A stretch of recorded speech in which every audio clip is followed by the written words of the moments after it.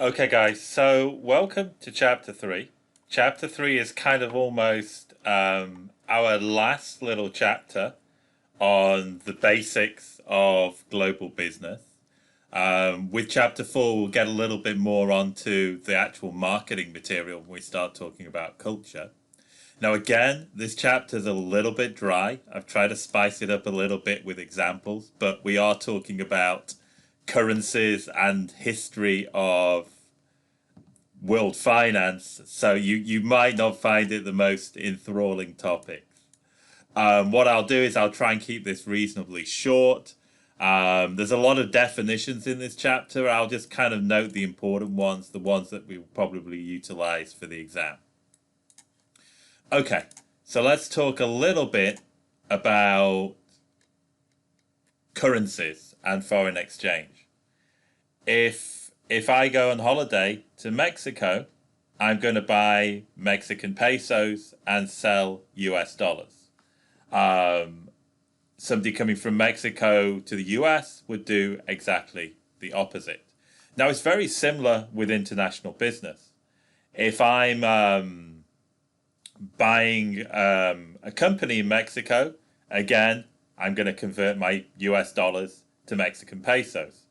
If I'm a Mexican company and I want to import some US factory equipment, I convert my Mexican pesos into US dollars. So foreign exchange kind of basically helps the world go around and helps countries trade with one another.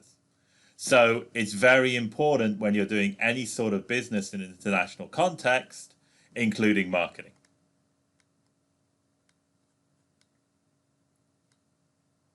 So as I said, this kind of chapter is a little bit about history, and a lot of things have happened over the last 20 years. We had some financial crises in the late 90s. We had a financial crisis in Asia. We've had financial crises in Latin America. And also, interestingly, the European Union, which previously had lots of currencies, adopted a single currency, which is the euro. And of course, being British, we wanted nothing at all to do with the euro. But now, if you're in Europe, you can go from country to country and they have the same currency. So, why is this important? This is a little graph of the rupiah, the Indonesian rupiah, versus the US dollar. So just about here, you could get 2,000 Indonesian rupiah for your US dollar. We go all the way up to here, and it's like 16,000. So like the Indonesian rupiah lost about 80% of its value relative to the dollar. And I think I gave this example last week. If I'm a US company in Indonesia, if I'm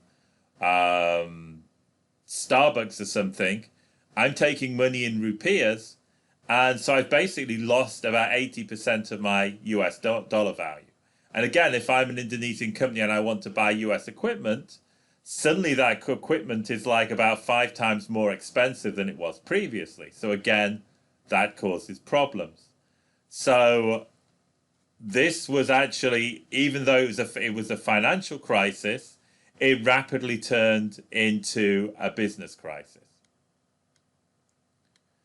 So a little bit of history for you guys.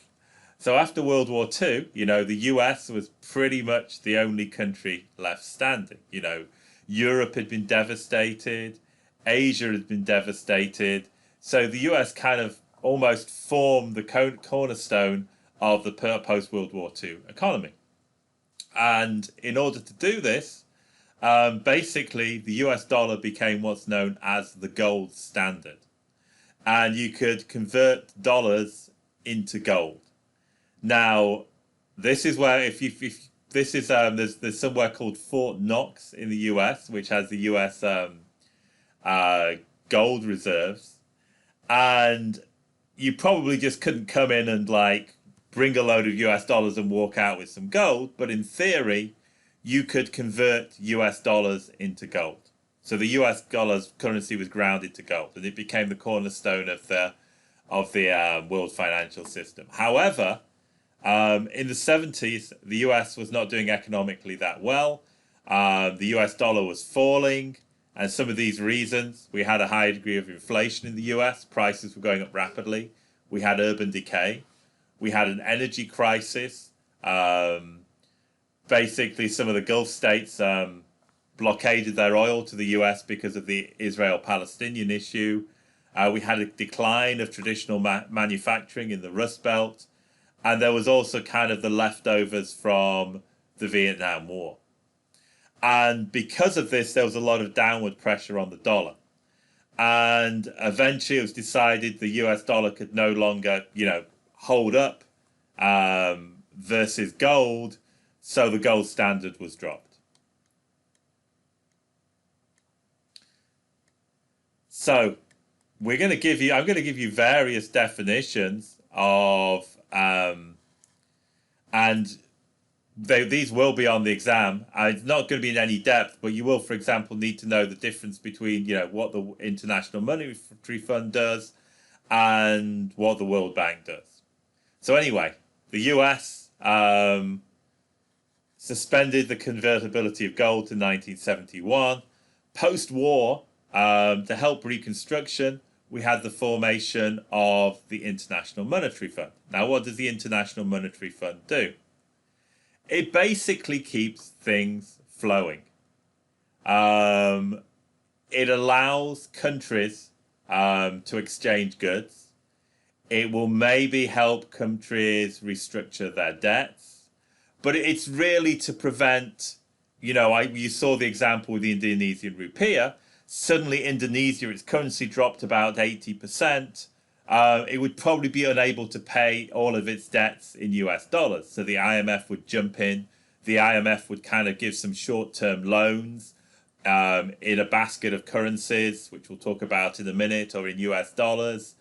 And it will just help, it will give temporary assistance to help Indonesia get over the crisis. And in fact, I just kind of had a quick search of Google News and basically seeing, what's the IMF doing at the moment. And you see here, Costa Rica has just requested, short-term financial assistance of 1.75 billion to help it recover from the effects of the coronavirus. And Ecuador has asked for 6.5 million. It's basically Ecuador has had a high level of debt. It's been maybe unable to repay. So the IMF has come in and helped it sort out its debt and give it a little bit in terms of debt relief. So the IMF is just almost there to prevent countries going bankrupt, enable countries to meet their obligations. But it's predominantly a short-term mechanism. Okay, so let's just have a look. This is from the book. This is how the US dollar versus various currencies, kind of over the last 30, actually over 40 years. And you can see, let's just see some things. In 1980, there were 203 Japanese yens per US dollars. You see the Japanese yen kind of strengthened versus the US dollar. Some of this is due to a big balance of payments deficit. The Chinese yuan has weakened, and this has been a source of controversy because the US government thinks that the Chinese government is kind of manipulating its currency. If you look here, China basically pegged the currency during this period and prevented free trading. And then you'll look at against the poor British pound. And it used to be that a pound was worth over $2. Like $1 US was 0.42 British pounds. But the pound, again, has weakened. So it's about £1 gets you about 1.3 or $1.4. So my question, if we were doing this in class, let's just think, how has the COVID crisis and the other things that have happened the last few years affected the US dollar versus other currencies? So let's just try a few major currencies. So we have the euro, and you see it hasn't really affected it too much. You can see here that it's kind of been trading almost in a sideways pattern. And a dollar has generally been worth between about 0.8 and about 0.95 euros. So I think the US and euros are both big, strong blocks, and things haven't really been affected. Let's just actually go to the Turkish lira first. And you see, basically around 2016, $1 got you 2.5 Turkish lira. And then the Turkish currency, because of economic difficulties, almost collapsed. And $1 got you 6.5 Turkish lira. And now it's around 8. I recall I actually went to Turkey, visited the university there in the summer of 2018. And I was staying in a boarding house at the university, and that was costing me like $10 a night, simply because they hadn't updated their prices and the Turkish currency had crashed relative to the US dollar. And here we go. Here's the Chinese yuan. And again, this has kind of been in a range between 6 and 7 since 2018. Maybe this is something to do with the trade dispute, but the dollar has kind of strengthened, or maybe China is trying to keep a weak currency to encourage exports. The dollar has strengthened slightly regards to the Chinese yuan. And as I said, the British pound, this was something to do with uncertainty of Britain leaving the European Union. The British pound, nothing really happened with coronavirus, but the British pound has weakened from 2016 onwards. It was trading between about 0.5, around 0.6, and now it's around 0.75. And one last one for you, which I thought was interesting. This is a cryptocurrency, which is Bitcoin. Now, Bitcoin was basically a virtual currency. And how it worked was there was a process or an algorithm you run to mine Bitcoins, which takes a long period of time.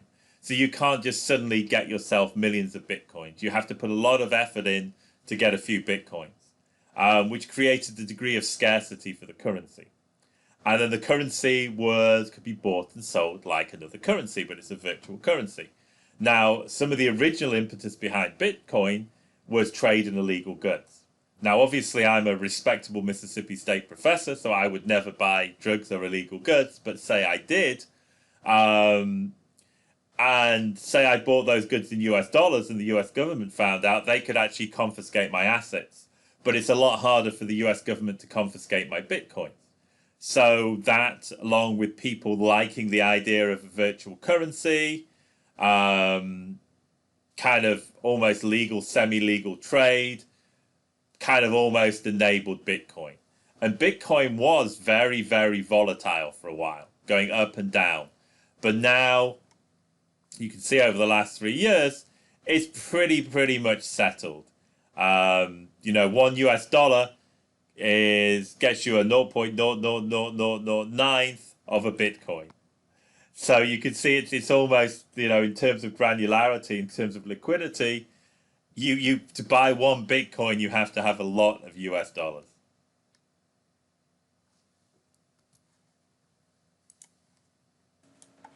Okay, so back to our friend, the IMF. As I said, the IMF was developed for kind of short-term lending.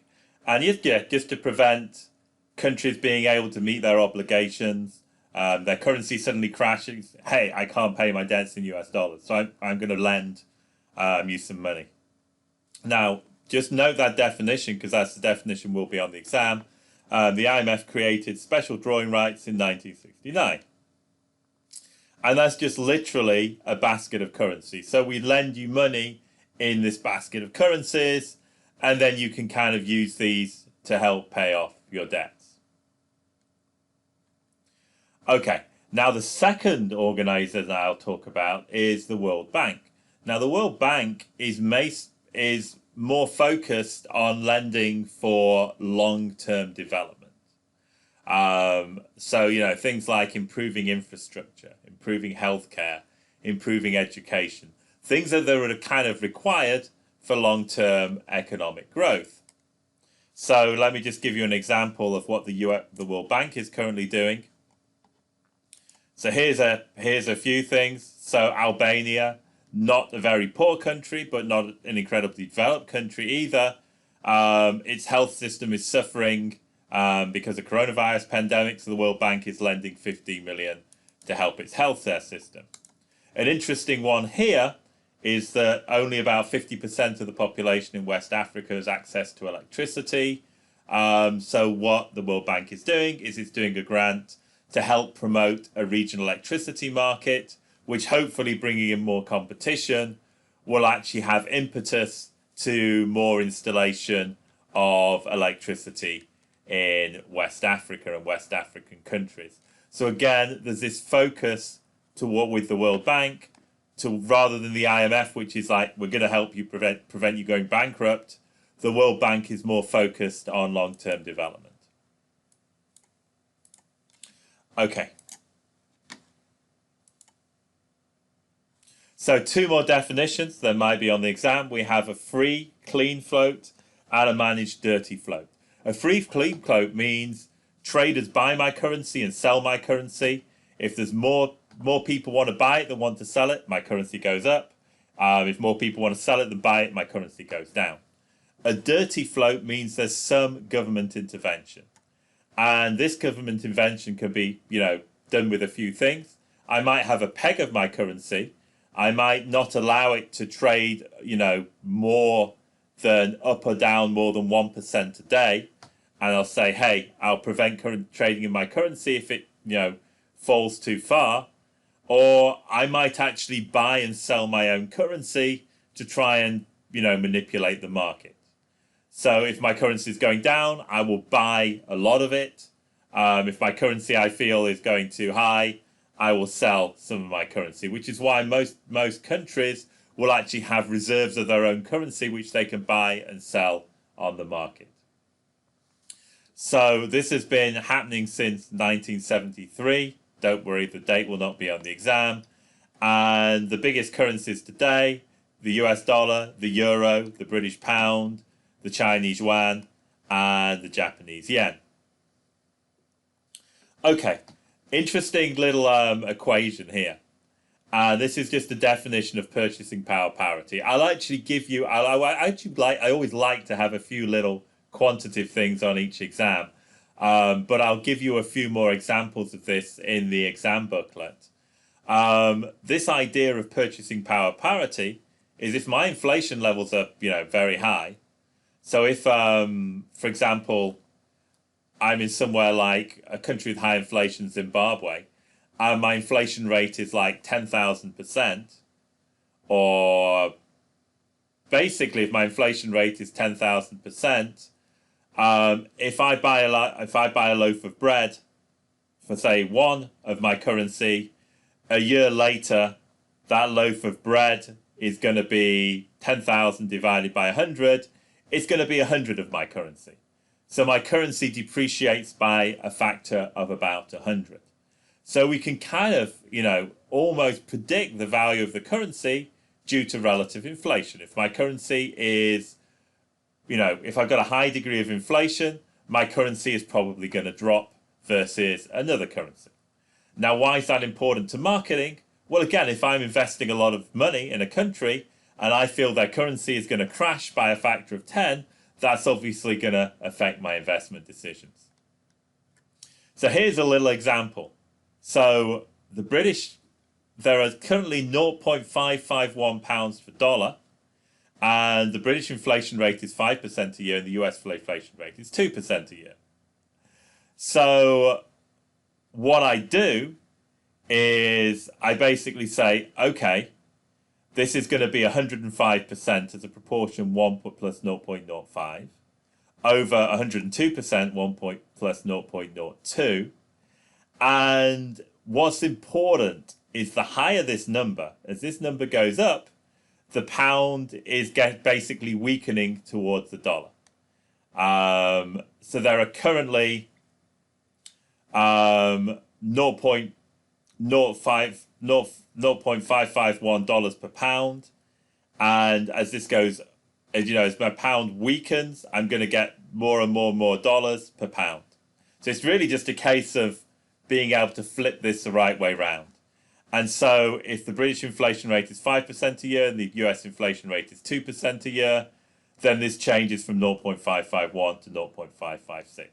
As I said, I'll include an example in the revision guide. If I include it in the exam, I won't be subtle. I'll have something like an inflation rate of 10,000% versus an inflation rate of like 10%.